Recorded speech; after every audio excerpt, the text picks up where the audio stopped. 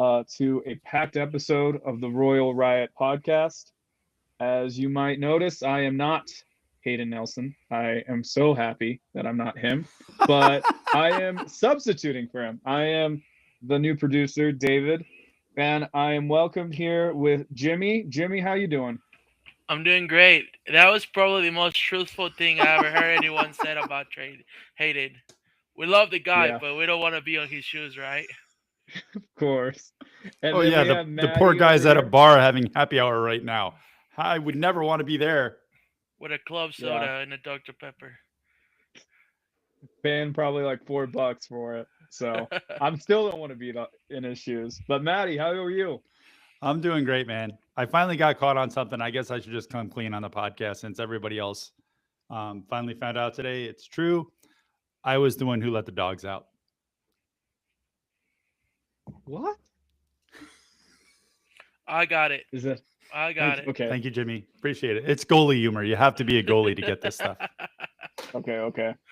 Now, yeah, I would say that everything's going good. I had a really good week last week. I guess Wednesday was probably pretty. Had a lot of news. I'll just say that, and we'll go over that in I would say the unofficial news that we'll go over. But also, I'm a huge Brandon Sanderson fan. So anyone out there who is into reading, he got an Apple deal, and I'm excited to see some of his books getting adapted into TVs and movies. So that Have they said also what they're going happened to start Wednesday. with?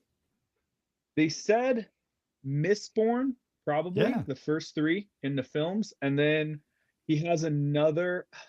Yeah, guys, don't hate me for this because I don't know his like other big series that they're gonna put in a TV show. I know the first one is called The Way of Kings. It's on my list. I'm finishing up Mistborn book 4 right now. So once I get that done, I'll get into that new series. But it was a really packed Wednesday, and we better start off with the official news. So I'm going in order from the event. Ron Cruz, loan terminated. What are your thoughts? Maddie, go first. How do you feel? I was surprised when Kurt said on the Spence Checkett show that RSL was planning to replace one of the DPs, but not the other until summer, that they were going to keep their powder dry, is the expression he used. I thought that Juan looked promising. I can see why they took a shot on him. I think that, for the 900th time, I'm going to say this on the podcast. I don't think Kirk gets credit for the way he structures deals to give RSL so much flexibility. I know I went off on one last year about Olatunji being somehow on a TAM deal, not DP. But look at this Cruise deal where it was supposed to be a year-long loan until next summer with an option to go to the end of the season and then purchase anywhere in between. I guess if we're keeping one DP open, why not keep them until summer? Was my thinking, because everyone was kind of down on the guy, but all I kept saying is he had very limited minutes. And how many of those minutes did he have Luna, Gozo, Olatunji, and Diogo with him? We had so many call ups and weird red cards, and then the U20 World Cup. I don't think we got to evaluate what he could have done in our system. Yeah, true. Jimmy, any thoughts on Cruz leaving the club? I think it was expected, right? It was kind of like one of those things where, like, I think I interviewed Pablo when he came in and asked him, like, people are questioning his developing here. And I think, and don't quote me on this, but to kind of paraphrase what Pablo said, he said, if players will come in and start scoring goals, then people won't be talking. But they have to understand that there's a process. They have to come, adapt, build those bonds with the players. So I think it was timing wise, like Maddie said, he did look promising, but unfortunately, timing wasn't, I guess, correctly at the time for him. And in my eyes, he didn't produce as much as other players have produced when they come in that transfer window. Yeah, So yeah, for me, I think it was expected. It was something that if he would have stayed, I wouldn't mind it because I would be like, okay, why is he gonna port for this season? But if he would left, I also would be okay. Like now that he's left, I'm also okay with that because I know that he didn't seem like he could be a really promising star. and those times that he had here. Because look at Alatunji. Alatunji came in and make a great impact. We can talk about other players that come in the transfer window, right? Like Chicho. Chicho came like at somewhere in the other transfer window and brought the great stuff to the team. Unfortunately, towards the end, it didn't end up well. But you know, Ron was one of those players that I don't think if he stayed or left wasn't gonna make much of a difference. No, I agree. And those are great thoughts. Maddie, you can I jump would in. just say behind the scenes, it sounds like that was something to do with Botafogo never paying Ludogorets for the player. So then they loaned him to us, but never paid the initial when they bought him. So they Hmm. still owe Ludogorets money, and I think that turned out to be part of why they had to yank him back because they Yeah. weren't intending to pay for the player. Which, again, I don't know how these clubs get away with this stuff, but Hmm. And Maddie does make a fair point that Botafogo, they're dying for money right now, and they're in trouble with MLS and FIFA. And so I do think that if our FO said, hey, we're, we'll keep him, but like we're not going to buy him, you better find a place where you can actually make money off of him. That could have been the you know, solution there. But yeah, Cruz after about 4 months in Utah, saying his goodbyes. And then I would say the bigger player that moved on was Diogo Goncalves. How do you feel, Maddie, about our DP, who I would say did decent, more kind of like a TAM level player than a DP level player. How do you feel that he has moved on? no, I think you nailed it right there. I think he would have been fine if he was at TAM. I think the expectation was high because he had the DP tag. He was a relatively inexpensive DP, but your difference makers have to produce. And I think we're going to get to that later when we talk about incoming guys. Hmm. He had a year and a half and it never worked for whatever reason. I do think that part of what people don't like about him or didn't like about him when they say that he's overrated, I think that's incredibly, or that he was one of our bigger swings and misses. I think that's incredibly strong. Um, I think part of it is Ortuño. just that, yeah, exactly. Like he's nowhere near that level of, or even, if you want to go back to Urim Obsessian 2.0, like it doesn't always work out. I think part of the issue that he had was just that he looks very casual on the ball, and that can be perceived as a lack of effort. But, I watched him in training, and I can tell you, when we talk about coaches and people talk about hot seats, for me, a coach isn't on the hot seat until the team gives up on him, for me or her. For me, a player isn't washed out until his teammates won't talk to him. Jimmy, you were at training with me, however many times. Did you ever see anything where like the players were anything less than brotherly with him? Like it always seemed like they weren't questioning his talent or his efforts. No, you're totally right. You hit it right on the nail there. I think the problem with Diogo was people don't see the what you call it, like the unknown hero. Diogo, if we can call it the unknown hero, was Diogo had great passes, had great vision, had great abilities in the field, but unfortunately, he does come from Europe. He does come from a background that he got to play with one of the best players that the world soccer has known, which is Cristiano. So the level of expectations were high for this man. He came from Copenhagen. He got played in Benfica before. So those European clubs do have a big tag in the back of your shoulders. So when you come to an MLS league, people want you to produce more than you are doing for the club right now. Unfortunately, he didn't he didn't do that, and I do think Diogo could do great if the team that was around him would know exactly how to adapt to the style of play that he played. Yeah. He's a more Diogo is a guy that likes to control the pace of the game. He knows when to run. He knows not when to run. He knows when to hold the ball. He knows when to do a long ball. And unfortunately, I don't think we were there yet for that style of play for him to just be surrounded with.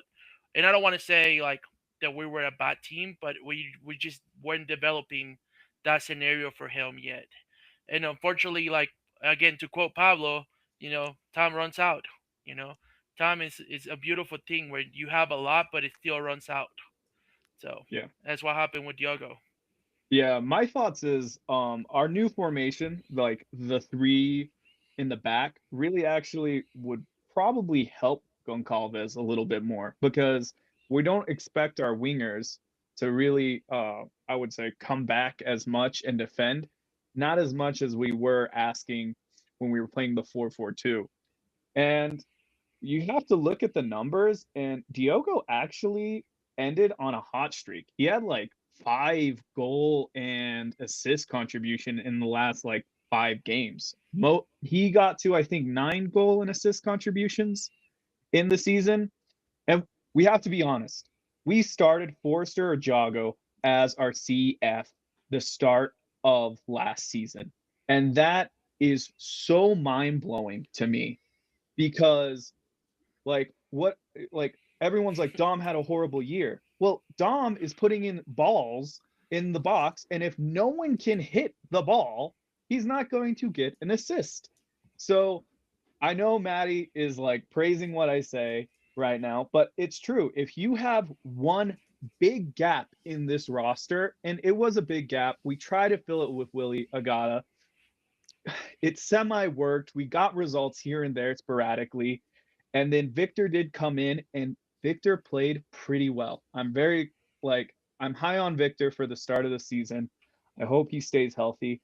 But Diogo, I think a little bit more of an I wouldn't say attitude, but I do know, and I'm getting these hints, no official reporting, but Jason Christ, I don't think loved Diogo Goncalves. And you can hear that in his ESPN 700 interviews that he did in summer when Diogo was like separated from the team a little bit. And he was like the first person to announce this offseason that he was gone. The first one, not Pablo, not Kurt. Our chief soccer operations guy was the first one. So yeah, he's gone. Are we good with that? I want to get to the game a little bit that we could not see, but any thoughts, Maddie? I mean, I'm sorry that it didn't work out, but I think the time was right for the player and the team to move on. You know, it's For at sure. some point you're trying to force a square peg into a round hole. You just ship them off, try again. But man, we got to hit the next one because We it's been do. too long since RSL really crushed one with a DP signing. So Yeah, and we'll get to that. I do just want to get through more official news. RSL lost to FC Dallas 3-1. I have a couple notes here that I believe Spearings played his first minutes in an RSL jersey, so that was great. A player that is expected to move on, Pablo Ruiz actually played a lot of minutes in that game as well. And Tyler Wolf, I thought this was interesting, and I actually am rooting for this, but he played right wing back, and he scored the only goal for Real Salt Lake in, I believe, the second half. I'm probably missing some things. It was kind of harder to track this game without a live stream. Um, I will say that the injury report says that Engel is out with a hamstring, Anelli with a knee, Barea with a quad, and Dylan with a hamstring as well. So we do have some lingering injuries with the team. But do you guys have any thoughts on this last European preseason game, Maddie? this was a really weird match to try to follow by tweets because it looked like RSL lost 2-0, and then all of a sudden there were further updates coming. And there must have been an announcement that I missed or a tweet that I missed. What happened was RSL played FC Dallas and lost 0-2. Peter Musa scored on a giveaway in the back, as he will tend to do. And then a late dagger from some guy named Anderson Julio. I don't know if you've ever heard of a guy who scores late goals in every game that he comes in, ran down someone who was trying to play out of the back, took the ball off and put it in the back of the net. It seems very out of character for one of my absolute favorite players of all time to do something like that. But then the teams wanted more competitive minutes, so they played an additional 30 minutes. And RSL tied that. They tied that one 1-1. So that's how we ended up with that weird. Was it 0-2? Was it 3-1? Was it 1-1? Like, it was very difficult, like you said, without a stream. But it was Tyler Wolf scoring that back post goal. Given the assist was from friend of the podcast, Luca Moisa. Oh, great. Yeah. That always makes me I'm happy. rooting for Moisa this year as well. And we have to like I just want to explain to our audience, they probably played 30 extra minutes because of fitness. Like they do that a lot in preseason matches because they want to get more people on the pitch in competitive. So they add that 30 minutes. Jimmy, I know we couldn't watch the game, so if you have any extra thoughts, feel free to chime in. I I do not. I do say. I would say I do. I am rooting for Luca Moise as well, and some of the Monarch players, like Hers Arcadi as well. I did went to a couple matches to see the Monarchs play a couple times, and Luca Moisa is great on the middle. You know, he knows ball. You know, and Hersakane is just he's just a little engine. You know, he just up and down the field all the time. He's not your typical attacker. He comes in the fin like he's if we talk in FIFA terms and like FC 26 terms. If you play online, he's an advanced forward. He knows where to get to the area, but he also comes in and creates chances from the back too. Moving forward. So I'm rooting for those Monarch guys. That's the only thing I would say. That the only thing I would say is I do know these guy named Anderson Julio. I actually beat him in the crossbar challenge 2 years ago. So shout out to my guy. Yeah. No, I would say that first, Moisa doing great things. I would say I hope we can maybe see a first team appearance from him. And it is good to see Anderson Julio healthy because it is rare to see that man fully healthy. I do think it was like about time for us to move on when we did. I think that it was hard because it was time to move on from Anderson Julio personally, but then we had like a horrible offseason with center forwards. Horrible uh I would say saga. How do you guys feel about the preseason results so far? I don't value them that much. Forster Jago scored 3 goals in preseason last time, so that's kind of telling how players can play very well in preseason. I remember Julian Vasquez also scored a banger in Hawaii in preseason once, and I was really high on him, and then we never really saw him. So, how do you guys feel about the preseason results, Maddie? I mostly just enjoyed seeing what the new three center back system is going to look like, even if it's against, like you said, it's preseason. I don't know how much value there is to it. It's good to see the guys out running around again. I liked hearing Pablo highlight Aiden Hezarkani, friend of the podcast, Yes, as he did. someone that had a strong match against FC Dallas. I will tighten up that Victor Olatunji got about 30 minutes across the end of the first 90 against Dallas, and then that 30-minute, whatever we want to call it. And I can also tell you that Emeka Anelli's knee knock, he had an MRI out in Portugal and it was clean. So hopefully we should see Great. him on Saturday. Yep. That's great news. And yeah, I was thinking about that. Pablo's quote, and I remember this from the post game, was Hezarkani played great on both sides of the ball. And I do think he's one of those players that we are going to see more of. We actually did see his first team debut already last season. So he's not going to be, you know, all new to MLS. He's not going to have that patch on his arm, but he is going to be, you know, called up a little bit more, I think. So we have to get to another homegrown. We have Van Parker, who signs a homegrown contract today. I can see Maddie's excited. Maddie, what's your thoughts? Dan Parker is awesome. What a great young man. I got to interview him at, was Austin, the All-Star game last year. I got to interview him at the MLS Next Cup All-Star game. And then the next day they did a little thing at the park. If you want to go on Substack right now, I'm ShinKicker13. You can find my piece on there, or I tweeted it when I think USMNT Prospects was the Twitter account that first had this news, which is ironic because Van Parker is Canadian. But Yes, he is.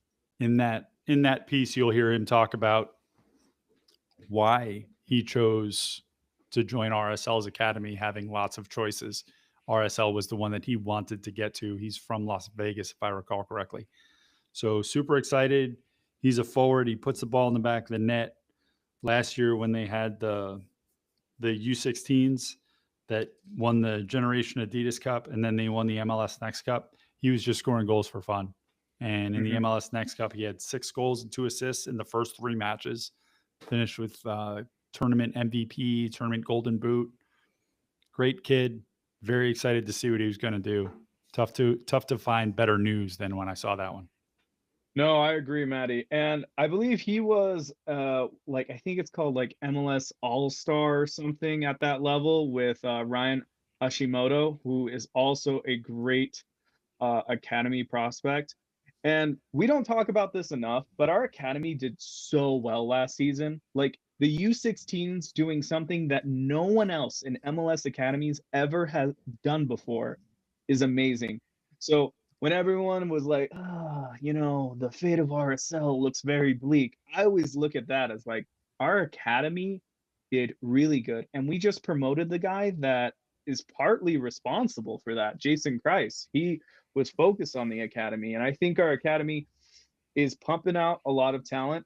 I'm surprised here because typically, as you guys might have noticed, we sign the homegrowns to a Monarchs contract for a year.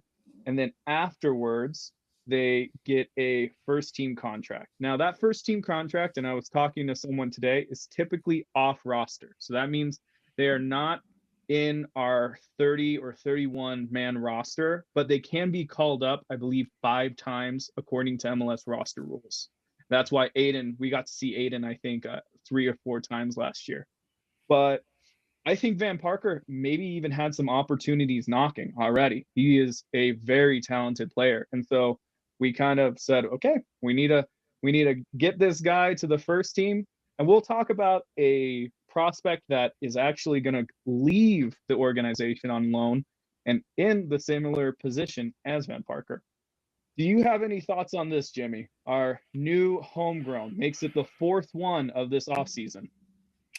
I do not, and to be honest, no disrespect, I have no idea who he was. So you don't read my work.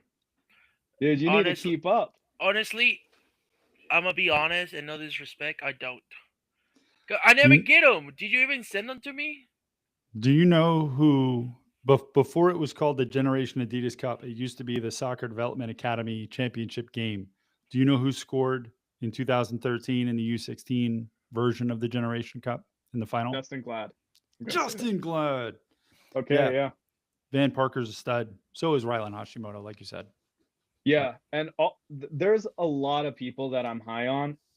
I would say this, the only thing, the criticism I have against the academy right now, and I think it's going to be fixed soon, is that we have a lot in the attack, and you can see it even on our roster. We do not have a lot of defensive young guys, and we're going to go into incoming. We might have someone from South America be that person, but we're not really like creating any center backs. We actually do have like a left back that's pretty good with Luis Rivera, and then Villa, which is he played great in the games that was live streamed.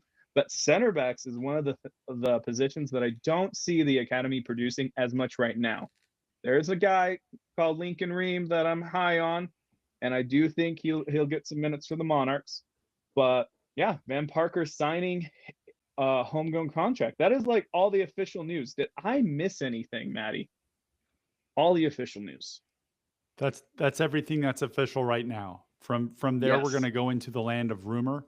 I can tell you something that did definitely happen about a player, Nelson Palacio, who's on loan with Zurich. He returned from injury, and they have been very high on him up until he got injured. I would have said a sale is a foregone conclusion. He came back from injury. He played the other day. They had him playing at right back for some reason, but the reports from Zurich were he was the best player on the field for them. So yeah, I'm we're gonna very get into happy that to hear that. conversation. I Oh, have okay. a question for you, but I think I'm gonna wait until the time comes for that because we do have a center midfielder leaving, and I'm gonna ask you guys that question. But another tidbit, and I'm just gonna say this. This is not official. This is just me doing my own little kind of, I don't know, not really reporting. This is official though. Jefferson Savarino was sold to another Brazilian giant, Flamingo, I think. And we did have a sell-on clause. He got sold for $7.5 million. So even if we had like 20% sell on, that's like 1.5 million that the Real Salt Lake received. Now, I'm not confirming anything. I'm not going to say that we got this amount, but I will say that I do believe from the reports that Real Salt Lake got something out of that transfer. And that's another deal that Botafogo, yeah, needed to get done because they are dying for money. So let's get to the official news. Okay. I'm just going to say Morgan, just like Hayden. His last name's hard for me. New DP, still on his way, I believe. The Lens coach confirmed it in an interview. And I think I posted it on my Twitter account, but it was so positive about that player. The Lens coach was so positive. They are second in League One in France, and they're playing at such a high level. And he was like, he plays in training, and he is a good squad player. It's just that you need to have that talent that is world beater against PSG. And that's hard. That's not all the players in the world. That's a very selected few. But Maddie, anything to go about Morgan, our DP, right winger, I would say center forward. All I can say officially is if you're listening to this on Monday night, if you're watching us live, then nothing is official. And if you're listening on Tuesday, go check your Twitter because I would expecting an announcement on that soon. That's that has been reported as done, but not by MLS, not by RSL. And I know fans get frustrated that it takes RSL so long to announce. And I'll just say, like I do every time this topic comes up, the league is what the league is, man. Every team has to sign off, everything has to be completely done, and there's a billion lawyers involved. And until every aspect of the announcement is approved by the league, RSL can't say anything. So stand by. I'm excited. I'm expecting to see him leading the attack this year. Of course. And I know you guys talked about this last week on the pod. Jimmy, I don't think you could chime in that time anyways, but do you have any thoughts about Morgan coming into the team? Well, from what I've seen, like you said, he's in a high level team in League One. But yeah, it's hard to compete with a team like Paris, where he has stars like Dembele and young stars like that. But the fact that you're able to compete and that team is still in the second should tell us a little bit about the caliber that these guys could bring to this team. Yeah. And knock on wood, don't want to jinx it, right? Because we were always high on the other DP that we just talked about earlier and didn't work out. But I do think he could bring a lot to the team. And most importantly, something that I know that could help this team a lot too is that friendly competition inside. Everyone is going to want to earn minutes, especially now with the World Cup coming up in a couple months. Everyone's going to want to showcase what they're capable of doing for their national team. So you got young talents like Goso who, can showcase his work and his ethics, but then you bring these guy too that can compete with him, can compete with Victor, can compete with Diego, and put a lot of friendly competition in there. Again, easier said than done. So we have to see how he comes and actually shows what he's able to do in the field here in RSL. Yeah. No, agreed. I did clean up one question that we had last week about him. He was loaned to San Pauli in Bundesliga, led them in goals, 7 total, 6 in the league, 2 assists. And then they tried to purchase his contract option, but somehow weren't allowed to. And I'm not going to go into how many hours I spent trying to find out what happened. According to the San Pauli website, yes, I can read German. No, I translated.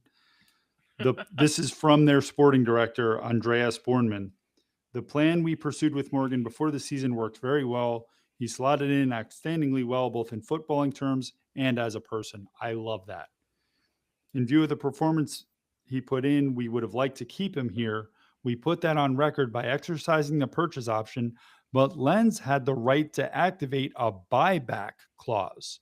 So the final decision on Morgan's future was out of our hands. I have never in my life heard that you could put a repurchase option behind the purchase option on a loan deal. To me, it sounds like triple stamping and double stamp, but that's how he ended up back in Lens. What I do like about that report, it means clubs want him, right? Yeah. San Pauli want him. and then Lens wanted him, but then you can see he is getting minutes with Lens. He's not getting a ton of minutes, I would say. He does have a goal, I think, since he's been back from loan. But yeah, he does seem like he's going to raise the bar. And just like Jimmy says, there's going to be competition, right? It's going to be Victor, Morgan, and Gozo, I think, for that right wing or center forward spot. And I really like that. And we have a lot of youth behind that as well that we'll get into. But yeah, let's get into the second unofficial news. Juan Jose Arias, a new U22 center back from Nacional, reported $2.1 million fee for a 3-year and a half contract by, I think, correct me, Jimmy, I think you might know this guy, but Pepe Sierra reported. He's a big guy in, I would say, South American and Colombian news outlets. So if he reports it, it's pretty much done. But how do you feel? I'm going to start with Jimmy this time about our new U22 center back from Nacional. Well, we so Nacional is one of those clubs in Colombia that everybody knows, right? Even if you're not part of the South American culture, you hear Nacional and you automatically see the green and white in your head, right? So I think this could be good. It's another U22 spot, if I'm not mistaken.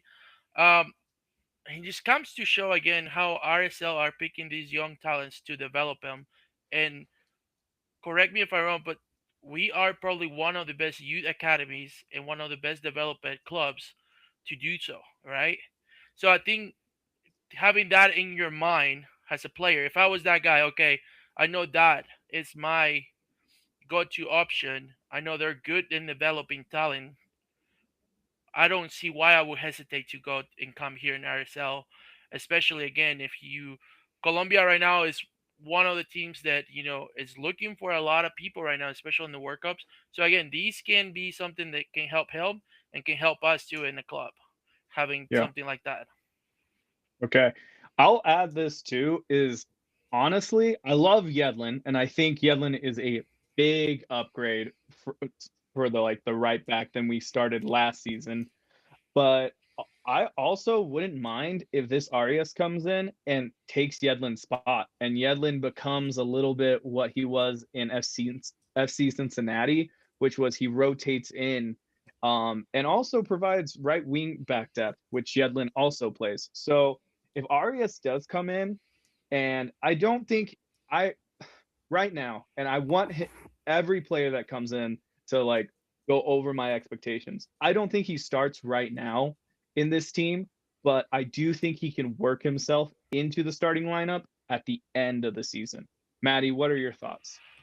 My guess would be that he's going to be competing for that right center back spot from day one with Yeah. Yedlin, who, like you said, can also play it right back.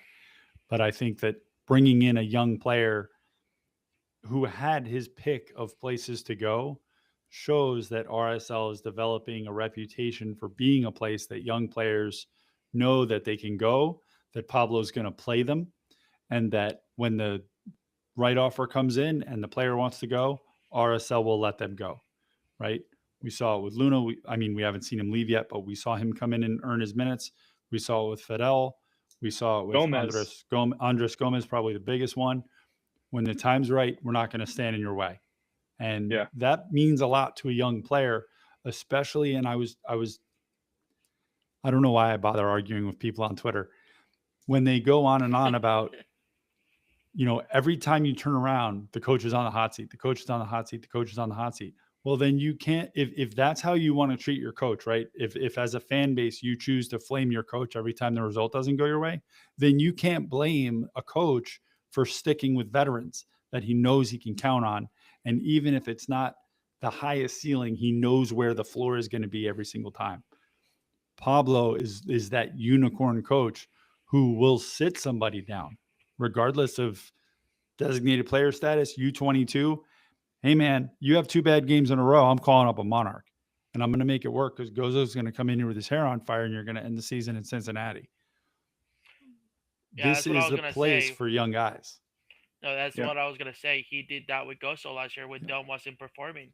He's like, I know what the caliber of play you are, but you're not performing to my expectations. Sorry, buddy, you go into the bench. Goso comes in, has two, three, four hot games. Then Pablo is like, okay, you're on. Yep. To the point where like he got loaned to Cincinnati. So yeah, I agree with what Matty said. Everything. I also want to add having these U22 spot also brings a little competition to what you talk about earlier, David, to the back. We don't have a lot in the back, so this brings a good competition to the back. Kobe Henry had a good performance with Trinidad and Tobago. Correct me if I'm wrong on the World Cup qualifiers. Uh, Something that is good. Me being a Guatemalan, I have to watch those CONCACAF World Cup qualifiers. So I did watch Trinidad and Tobago, and Kobe scored once or twice, I think, in those World Cup qualifiers. Yeah, so he scored twice. Yeah, so Kobe is coming from a good national team performance. He's also having good minutes in preseason. So that's another guy that I'm excited to see that we didn't get to see that much last season Yeah. due to injuries. But he's also a guy that comes from League One. So it's awesome to something to keep an eye on that back line. I'm sure that Juan is disappointed he's not going to play with Nacional's latest signing. Oh Should I not gosh. have brought that up? Let me just underline, I'm not throwing rocks at Dominic when I point out that Gozo took his spot. Dominic got injured, and that's when Gozo came in. I was Yeah, just making the overall point that Pablo's not afraid to go to the Monarchs. exactly. But and I wasn't doing that either. I'm just saying Yeah. that Pablo went to what was his best option at that point, and that point was Goso. And that kid earned his minutes. It's like back in high school, coach tells you, hey, you're not gonna have a lot of minutes, but you gotta earn them. And he earned them to the point that unfortunately Dominic had to be loaned to Cincinnati. So those things Yeah. can happen with this team, and that's something that I like about this wizard called Pablo. He's not afraid to use his magic with players that he hasn't, you know, performed or that we don't even know about. We saw Gossa one or three times before, right? But he took a risk. If you telling somebody or you telling a big team, I'm gonna put an 18-year-old for this guy, people are gonna think you're nuts. And it worked out for Pablo. And I don't think people are giving Pablo that credit that much for that. No, I would agree. And honestly, Pablo did not get a good roster last year, and he still made the playoffs. And so now I would say we can look at Pablo a little bit more as a coach because we'll talk about this, but the roster looks a lot better than it did coming into the season last year. I do want to move on a little bit to our probably another big signing is Juan Manuel Sanabria. I think I'm saying that right.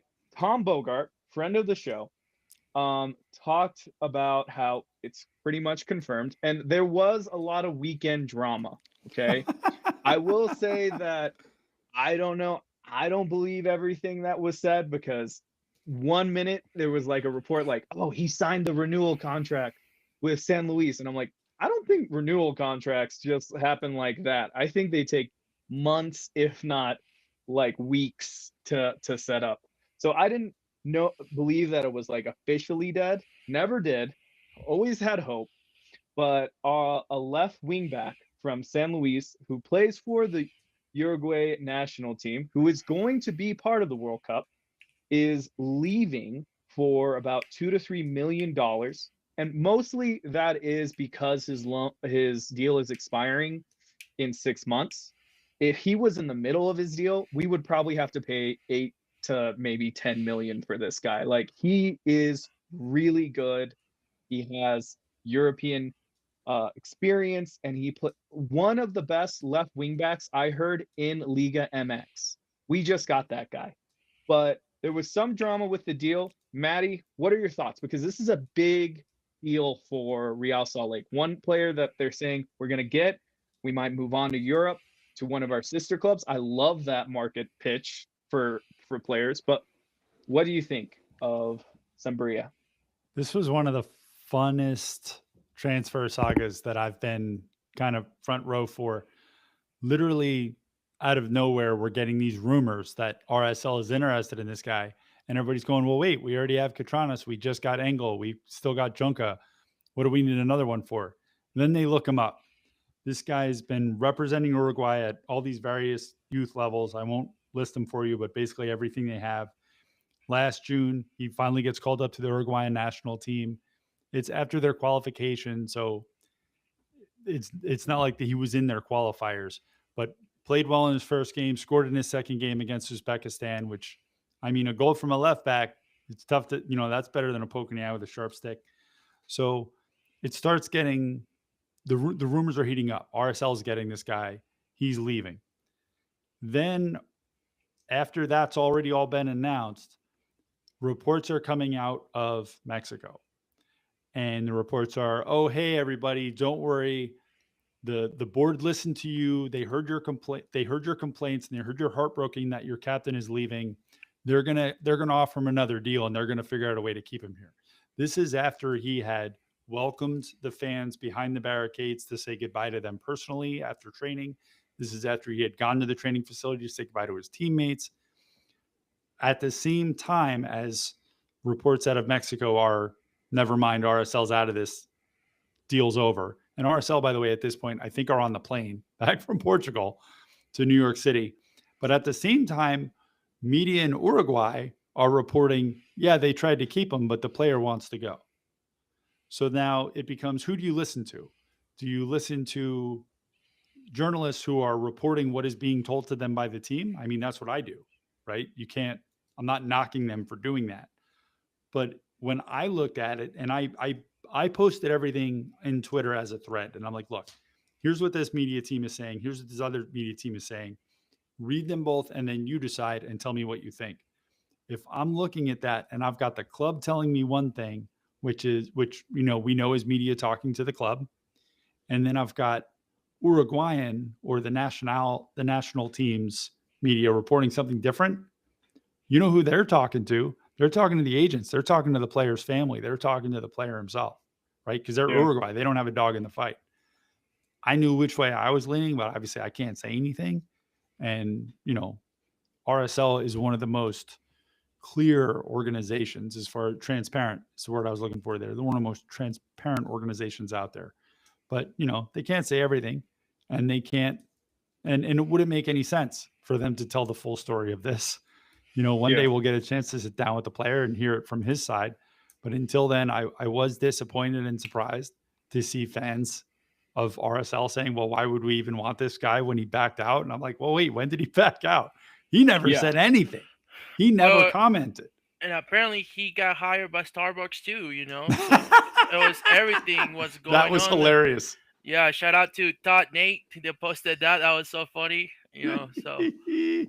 But it's been a chaos, It does. I'm glad that the center back has been here, or is on his way here. Everything is going on, But I would say this: I haven't met yet a Uruguayan that has not fit any club where they go. So meaning the Uruguayan players, and especially look at Luis Suarez, Valverde, all those guys that leave, quote unquote, clubs like that, and then go and are making a name for themselves. They're grinding to continue that. So I think these guys could do that. And correct me if I'm wrong, but he's not a DP, right? No. So it's even better. Tom reported. Yeah. Mm-hmm. So it's even better that we can get a guy of his caliber to come here with that amount of money and not be a DP, and we still have that DP spot for something. Fingers crossed, better to come, not to offend the player. But you know what I mean. We're going to talk about that. That's one of my last questions for you guys. But I will say this. I'm with Maddie. I think everyone expected Catranis to start, and everyone was okay with it. I was like, oh, Catranis is going to start left wing back. I was sending Hayden these, I don't know, MLS free agents that I was like, oh, maybe we get this guy back up. And the FO blew my expectations out of the water. I'm okay with Catranis, but I really think that this is a great player. Also, he does play winger. So maybe if someone left winger moves on to Europe in the summer, you do have backup. Or even he moves on to Europe, which he says that, or what was reported is that's why he picked this move, because we have the European connections, which San Luis does as well, but I guess they don't use. But yeah, it's a very good signing from the organization. It shows their ambition this season because they're not just staying with the same old. They want to get better as an organization. I do want to move on to leaving because I want to keep this around an hour. The biggest leaving we have, or player leaving, sorry, but is Pablo Ruiz, center midfielder. He is leaving on loan to Chile, and it's reported that it's going to be a 500,000 purchase option. He is part Chilean, and he is on a really, I would say, not a good contract for Real Salt Lake. He is the third highest paid player on the roster, and it is not expected for him to start. So, Maddie, how do you feel? I like Pablo Ruiz as a player. I always said that if he gets back to that 2 summers ago form where he was playing like a DP with Chicho, he is worth it. But how do you feel? I'm incredibly sad. I've been a Kike fan, such a huge Kike fan for so long. Pablo came through the team so young, and he had such a hard time breaking into the first team, which he did under Mike Petke. Does anybody remember what position he played the first time he came on the field Left for back. RSL? Who did you replace? I don't know who he replaced. Maybe Phillips? Danny Acosta. Oh, So yes. came in as a left back, but he was having a hard time jumping from Monarchs to RSL. So they engineered the loan to Pinzgau, where they played him as an attacking midfielder, and I think he had 15 goals. Lit it Oh, yeah. up, lit up, lit up. Andrew Brody played At well the too there. at the time, Pinzgau was in the third Austrian division, and then came back and became the linchpin of our attack, of RSL's attack, and I think that is not underselling it. In 2023, every success RSL had was because of him. They were tearing up the league, and then he did his meniscus against LAFC, not the Galaxy. It was LAFC in the Leagues Cup, and the wheels fell off of the entire season. You know, he was that crucial to everything RSL did moving forward. Just that absolute cannon of a left leg. I don't think I'll ever forget the 50-yard goal he scored against DC United. And then he comes back, he signs that deal. I believe he's on 900K. And like 3 days after the announcement, he gets taken out in practice by, I mean, I remember who it was. I don't want to throw rocks at the player by saying his name, but I'll someone say who, it. I'm just I kidding. I'm mean, just kidding. let's just say it's someone that most casual fans aren't going to know. I'll just put it Right. that way. And did his other knee, but always a great attitude, you know, always a smile for you, and just incredible servant to the club. I wish him absolutely nothing but the best, only good things. I think he's such an incredible player. And I think if it hadn't been that he got injured 2 years in a row, I think he'd still be in our midfield. But it just so happened that the wheels falling off in 2023, I think, shook the philosophy of the club, where they were like, we need to spread out our talent a little more. We can't have one guy be so important. And that's a good thing. And then, who knew that you were going to draft a unicorn named Emeka Nelly?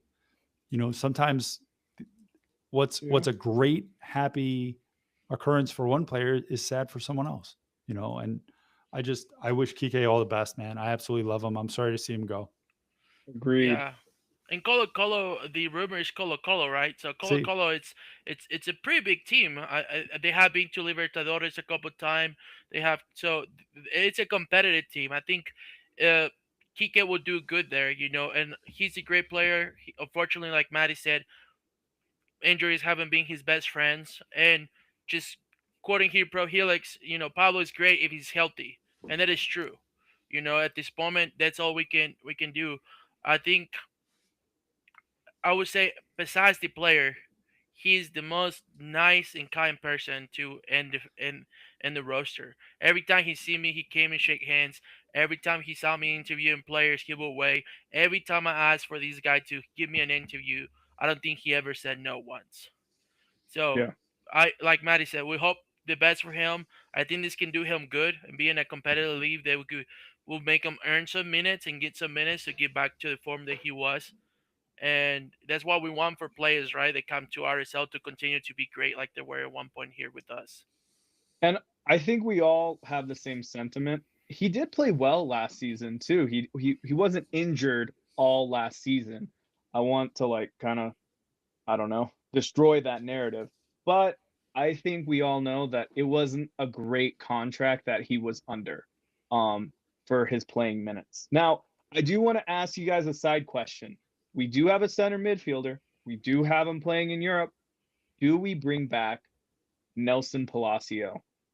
Yes, because that's the simple answer. You know, you bring in Nelson or you go out and get someone else, right? So, Maddie, what would you do? You know, playing house. I don't know if our loan has a repurchase option. If they trigger their purchase option, I would have to get into the contract with that to see if that's something that we even have. I highly rate Nelson Palacio. If he wanted to come back, I'd take him in a second. I think he has an incredible range of passing, which is slightly different than what we have right now. Speaking of what we have right now, none of us have really gotten a chance to watch Booth and see what he can do in that position. We know we got a Mecca and Spearings. Stein Spearings. I would assume that's going to be the starting pairing. And then Noel Caliscan, you guys know how much I love him. Like he's right there. I don't think that that's a drop in quality. And then we've got Booth. So I don't know if Palacio is someone that we need, but I do We love haven't, watching him play. To we quote haven't seen Pablo, Booth in the CM oh, though. sorry. Yeah, Where he can else play would it you though. put him right now with everywhere else that we have, with That is everyone else that true. we have? Yeah, The Jimmy. I just on the want to topic say, of Stein, let me just clear one thing, Jimmy. I'm sorry, I didn't mean to interrupt you there. go ahead. There was a wrinkle that was reported on Twitter this week that RSL signed him without a transfer fee because he came from sister club Brøndby. They just wanted to get him off their books. So another shrewd piece of business. And to my recollection, one of the first ones that we've gotten from another Dave Blitzer owned club, because they haven't always, everybody talks about these, the David umbrella, the Blitzer umbrella. We've sent a couple guys up, but we haven't gotten anybody down other than Scordova that I can recall. Yeah. I do believe Moses Nyman was also from a Blitzer club, but like a loan. We haven't really purchased anyone from a Blitzer club Still as haven't. well. And Chris Kablan, but isn't Spearings from a Blitzer? Oh, but we didn't. We pay got him for free. Yeah. No, I do think that report could be true. The one other thing I saw on the reporting of the transfer fee is different reporters said different numbers. So I'm like, I don't think they actually know. But Jimmy, please share your thoughts. No, just going back to the Noel Caliscan team, Pablo have described this guy as a cerebral player who's the one constantly learning every single one position that he has played in, and he has done it well. So, Yeah. do we need Nelson? Like Maddie was saying, I would love to have Nelson back. This man knows how to do long passes, and one of the best goals I ever seen for like last season was from him, almost half a field. He shot that rocket and it went straight in.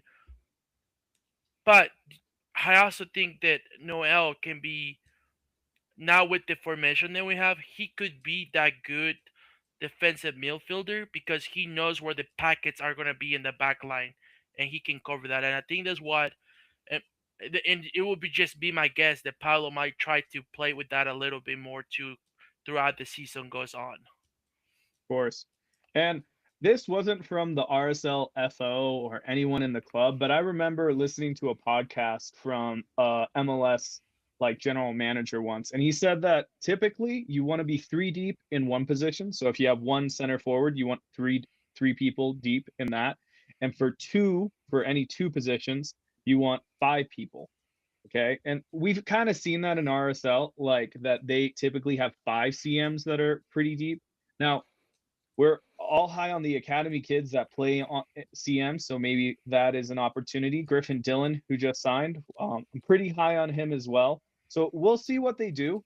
I wouldn't be surprised if Nelson comes back. You can really probably try to convince the player to say, you know what, we have like a spot for you. Ojeda and Ruiz are gone, those 2 players that you were competing last year. but we will see. Another piece of rumor news is Diego Rocio, and I'm just gonna go over this quickly. He's a newly signed homegrown, is reported to be on loan to Club America. Purchase option is included. He is fighting to be a part of the U20 Mexican team, and he will be playing with Club America's reserves. We never saw him in a first team like appearance, and we got him from Philadelphia, I believe, middle of last season, and we know that he is quality talent, but we do have a lot of depth at that center forward, a lot of youth depth when we talk about Sloans, Zambrano, Van Parker. Any thoughts, guys? I don't want to spend too long on him because obviously we really didn't see him play for the first team. But any thoughts? He's someone your eye goes to when you're watching the Monarchs play. So he was someone I was excited to see get some minutes this year. But I think it's a great move. Go to Club America, get some minutes, get into that Mexico U20 team, and then either come back or, like I said, RSL has shown they're a team that will not stand in your way. Yeah, of course. And I will say I like developmental loans. I think we haven't done that as much as an organization. We loan out players to get rid of them, honestly. We who did we loan to USL last year? Kevin Lambert, and we all knew that that was just we don't want him on the roster anymore. And so honestly, it's kind of good to see a loan that hopefully he could come back and then perform again for the team. The big news of today, and I don't know if you guys have been checking Twitter for the last 5 hours, but Xavier Gozo has been making some noise in the Twitterverse with Tom Bogart reporting that Aston Villa and Atletico Madrid, one of my favorite clubs in Europe, uh, with other clubs also reporting from goal.com, I believe, are in the mix for Xavier Gozo as a summer exit. How do you guys feel about this? I mean, Gozo is one of those players that is promising. It is saying that they are not going to accept anything that is not around the Andres Gomez money, so around 11 million. But I mean, I love Gozo, but I also love being a developmental club. So, Maddie, your thoughts? I'm sure that every club in the world is aware of Xavier Gozo for a very good reason. He's got a ton of talent, and I'm not going to say again how much I value speed on the wing. He had a great tournament at the U20 World Cup in Chile last year. So anyone who wasn't aware of him before is certainly aware of him now. I hope that we keep him for a little longer, but like we keep saying, if the price is right, the team's not going to stand in his way. He is an absolute beautiful human being. If you ever get a chance to talk to him, please do. Yeah, great local kid. Jimmy? Absolutely. I think everyone's dream as a soccer player is to go to the big five, right? And now you have two clubs that have been reported to be talking about you. So my hope is that Gosso takes that as a motivation and just kills it the time that he has left here for us and help us out in any way that he can. And I think I asked him once in press, who does he model his game after? And he said players like Neymar, like Dembele, Ronaldinho and stuff like that. So players they have played in Europe and have developed and make history in Europe. So I think Gosso could be one of those guys that could give us a surprise and actually do great. And could probably do as great as Pulisic and Tyler Adams are doing in those big five leagues in Europe. Yeah. No, and yeah, I agree. And what's great about our organization is we are not like thin at right winger at all. We have Hazard Khani coming up. You have Cowell, who has played right winger before. It's interesting to see where he'll play. Riquelme, I don't know where he plays in this system yet, and I wish I could have saw him on the stream. I wondered where Pablo played him, but we do have a lot of young guys, young right wingers for sure, that I would say are capable. Aiden is capable of getting more minutes after Gozo departs, and I do think it will be hard to keep him after the summer. My big question for you guys is: we got a lot of rumors. If all those rumors become official, maybe later this week, Maddie, what? How does the FO improve this team? Like, do you guys think it's good? Is there anywhere we can improve? Jimmy, I'm gonna start with you because I know Maddie has a longer answer. So let's get you that out of the way. Well, it's a great question. Looking at the board that you have here, you look at the players that you have, and I think it just comes down to one question: what's the mentality for this team right now? Is it to make just playoffs again, or play the play-in playoff game, whatever, and call it good season again, or do what Jason Christ said and say like, enough is enough. We have make it, but we don't want to be stuck in those places. We want to keep moving forward to eventually win titles. And I think that's kind of what Jason Christ is kind of like the culture that he's putting in. You look at this roster right now, and you have competition building within the team. So does it need improvement? I would say no, but definitely a good DP can help us to explode that team that can move past the playoffs games that we have played. Now, I So do want to go ask a ahead. follow-up question. You said a good DP. We have Morgan coming as a DP. We have one DP spot open. If you were going to use it, where would you put this last DP? That's a great question. I. That's a good question. Uh, it's hard, because you look at the left wing and the center back. You have Luna, Boot, Barea, and Anderson, right? So I personally think I would use it more for, and this is based on what Pablo has said, where he said he might be playing with one striker and two strikers. I'll definitely. So if you play with two strikers, then how is that gonna look? Who gets put off? Is another midfielder gets put off, or he's gonna switch it to like something else. So I would say, for me especially, bring another right winger. If you're gonna move that Giulovagi guy up on top with Alatunji, being somebody who can compete there. Goso and Harzakani are good, but I think Goso show us that he's still a kid at the last run of the playoffs last year. I don't know if it was the mentality or it was just the nerves or something, but unfortunately, we're not seeing him perform to the level that we were expecting to see him perform on that. So I would say bring another right wing that could definitely have some experience and could definitely provide and can be that middle guy, kind of like Diego, who can have that free roaming and move around there. Okay. Maddie, your response? I think right now I wouldn't fill it. I would have wanted to see Juan Cruz stay until summer and let him be the depth piece wherever you want to put him, if that's the only place you want to do with it, and then see who we lose in the summer and replace that player with a DP. So if we lose Luna, replace him with a DP. If we lose Gozo, replace him with a DP. No.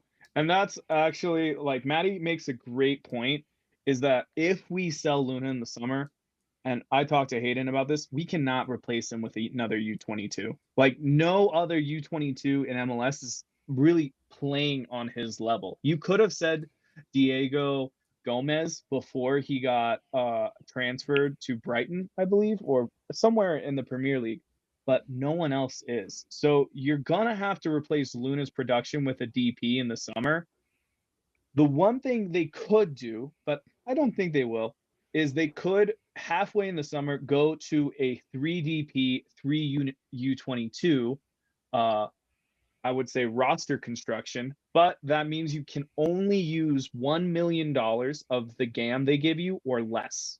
So that means we're going to get $2 million in additional GAM come, I think, like February 22nd or around when the roster freeze happens.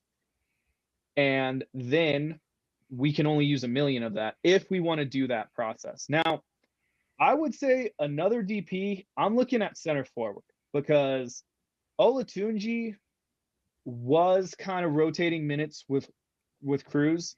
I could see someone that goes above Olatunji. Olatunji becomes that, rotating in striker. But I like it for right now because as is, Gozo gets more minutes, If you put someone else in here, I think Gozo gets less minutes. Eol gets less minutes, for sure, which is a guy that I'm high on. I think some people are saying loan him. He doesn't like, he didn't produce as much last year, but honestly, he was not put in a great position last year. If we look a little bit for CM, I could see that and this is like kind of as of right now. I put in our rumored players, of course. I put in some of the loans that are rumored as well. But also, this green is off rostered homegrowns, which is a concept that we as Real Salt Lake fans need to understand if we want to understand this roster. These are players that are not part of the 30/31 man roster. This might change though, because when the roster profiles come out, I believe beginning of March, some of these players might be on the 30-man roster. I believe Hayden Azarkani, I already took him off. He's playing amazing and Pablo loves him, but will be. But I wouldn't be surprised if Moisa is, or Marquez, which I'm really high on as well. But it looks competitive. I like how in the left back where you have Engel, Junkwa, like they all play left wing back at some point in their career. You have the right center back, Yedlin, Henry. Quinton can also play there. I just put him as center back for, I would say, kicks. But I would say the weakest spot maybe would be right wing back, because you only have Marchuk. You could play Yedlin, but if Yedlin goes out, you don't have that depth anymore, and you need someone to play right center back. And Wolf, which I'm surprised at, but I think Wolf could make a serviceable right wing back. I really like this roster. I really appreciate the work that the FO has done this offseason. Any final thoughts for ending our, well, not late night, but our night podcast? Maddie, I would say Gozo can play that right wing back spot as well. So right wing back? if you were to either bring Hazarkani through, and anytime we're talking about bringing in new players, I'll tell you right now, the first thing Kurt's going to ask you is, am I blocking the path forward for one of the guys that we're bringing up through the academy or through the Monarchs? Mm-hmm. But if Hazarkani stepped into that right wing spot, Gozo can play right wing back as well.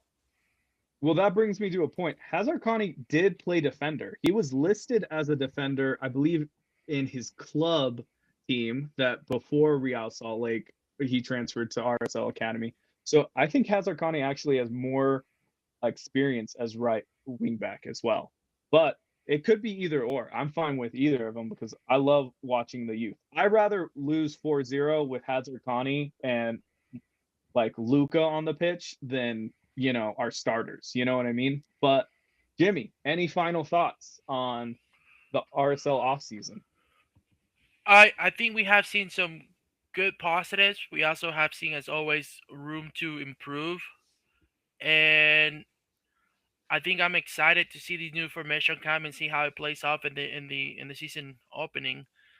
So overall, I agree with you too. I'm excited to see how this roster is gonna do. It's a good one of the best rosters that I think we have had in preseason for a minute now. So that will also help a lot with the chemistry and stuff within the team. So those are my final thoughts. Sounds good. So I will have to say that that's pretty much all for now. I believe that this next week we're gonna get a ton of news. And yeah, I know I was a little rough. This is my first time doing all this. I wasn't expected to. Really, I got informed today, but I love talking Real Salt Lake with you guys. Maddie, it seems like you have one more thing to say. One last thought is just don't sleep on Sergi Solans. Okay, this is the guy we talked about last week who was the trialist that was listed on all the preseason rosters. He had 2 goals and an assist over there. I know he had one pretty horrific miss, but this is a player I could see busting through. I will say I'm high on Sergi as well. I've tracked his progress through UCLA. The only worry I have with Sergi is we are pretty much at the cap. And listen to those ESPN 700 interviews. Honestly, they've been so revealing as of late. Like Spence Checkett's asked, how many international spots do we have? And I'm like, that is a great question, finally. And I believe Kurt said 9, but we have some people getting some green cards soon. But the only thing I have against Sergi is that he is an international player, and I believe we're at the max. So we would probably have to trade for an international slot, which are getting kind of pricey. Now they're trading at a higher value than they did last season. But is he worth it? Maybe. I mean, Berea was, and that's what we did last year. So yeah, I'm overall excited for the offseason. I think we talked enough for this episode. Sorry, guys. I'm going to cut all of our, RSL wisdom off to the masses. But yeah, thank you guys. And feel free to follow us on all social media. Okay. We're Royal Riot. And check in next week when you'll hear Hayden. Okay. I'm not gonna talk at all. So subscribe, like, and subscribe, and share with your friends. Bye, guys. Thank you. Thank you, Maddie. Thank you, Bye. Jimmy.